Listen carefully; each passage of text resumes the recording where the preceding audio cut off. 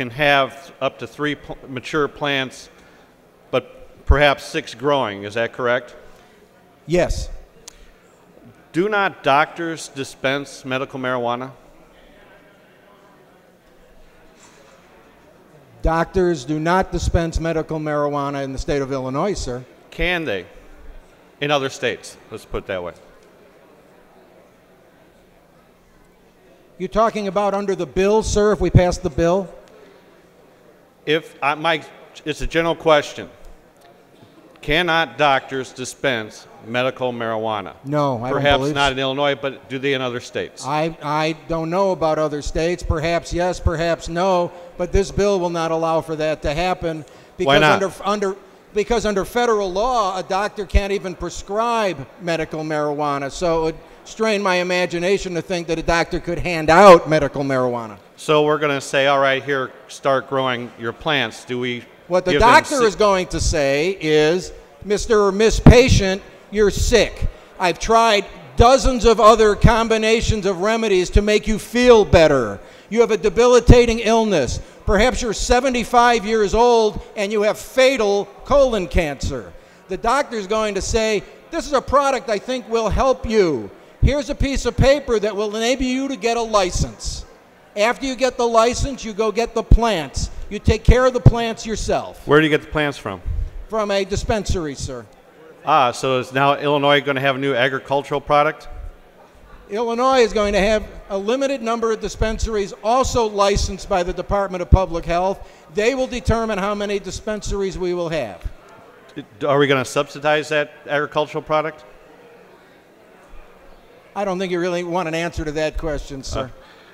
Are there increased Medicaid costs to this? Not to my knowledge. Will Medicaid cover it? Not to my knowledge. So if somebody was on Medicaid here in Illinois and they got their license and they went to go get this product from a dispensary, they would have to pay for it themselves. That's correct, sir, unless there's some insurance policy I'm unfamiliar with that might cover I just it. want to clarify everything. And one other issue that came up, you answered a previous question.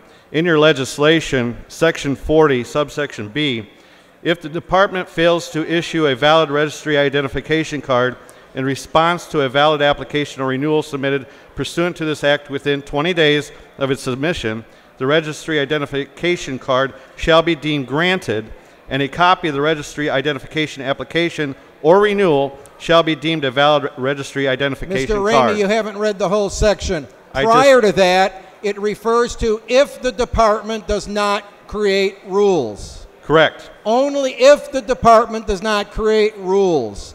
That's going to be, this bill does not become effective till July of 2011. So if they create a there will rule, be no gap. The department is going to create rules.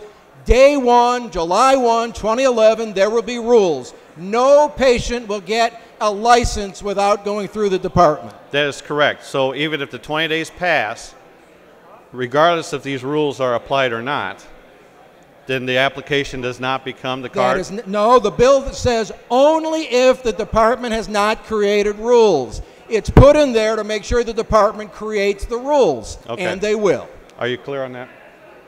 Well, that was somebody else's question. My other questions go on to say, we're talking about the costs. People have talked about carcinogens in the marijuana cigarettes or the plant itself. My question was, is it going to drive up costs for the state because now the person has some other disease developed from using this product? Representative, it's going to reduce medical costs for the state of Illinois. How is that? Because there are people out there who, let's say, are on Medicare or Medicaid who get OxyContin, get other products. They are going to be getting off of those products and paying for this product themselves. And they will feel better, and they won't be in emergency rooms, and they won't be a burden on the taxpayers. One, sir. Thank you. I agree with the 26 other people that have said no to the representative, and will stay with a no. I asked for a no vote on this legislation. Thank you. Senator Riboletti. What will happen to somebody if they get this medical marijuana card with respect to their driver's license, will their driver's license privileges be suspended? I didn't understand the question, sir. Well, if you ingest medical marijuana, you would have THC in your system for probably about 30 days. And in the state of Illinois, under the Illinois Vehicle Code, it says you cannot have any amount of any controlled substance, including THC, in your system when you're driving a vehicle. Otherwise, it's a per se violation of the statute, and you could be found guilty of DUI.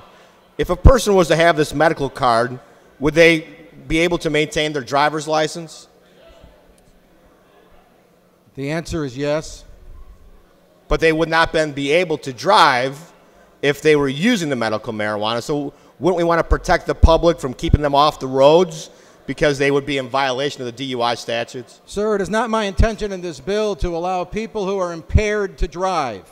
So you can roll that around as many different permutations as you wish, but we're not going to allow impaired people to drive in the state of Illinois, and this bill does not allow them to. Well, I would beg to differ, Representative, because if you have any amount of that in your system, you would be in violation of the Illinois Vehicle Code Section 11501. What schedule of substance is marijuana?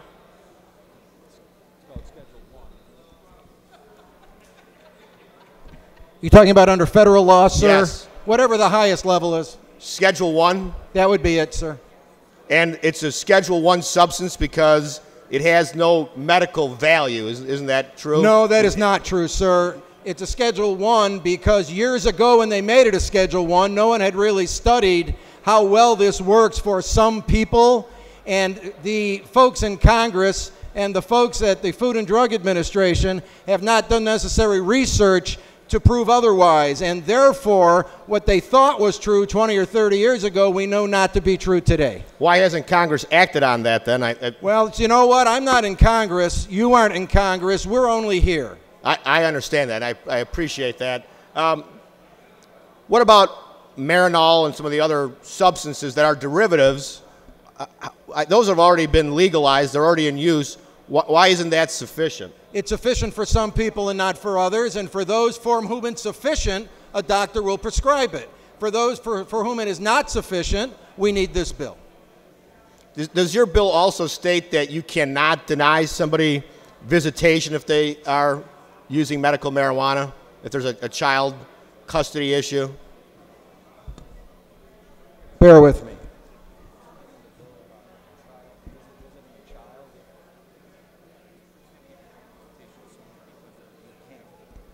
Yeah, the bill says you can't be denied visitation solely because you're taking medical marijuana. Just like under the law today, you can't be denied visitation solely because you've had a few drinks. What would this bill do with respect to a FOID card?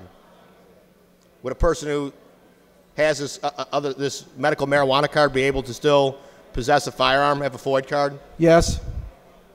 Is that in the bill? It doesn't prohibit it in the bill, so therefore the answer is yes. To the bill.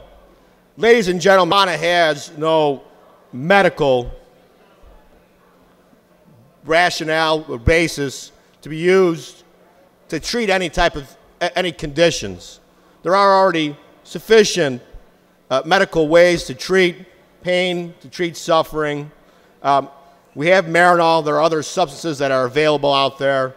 And I don't know of any other medication that would be prescribed that would be ingested by smoking. It's almost tantamount to looking at heroin and saying, well, these pain pills aren't working, so I think we should legalize heroin because it's more powerful than the medication that I can get from my doctor. So I would urge a no vote.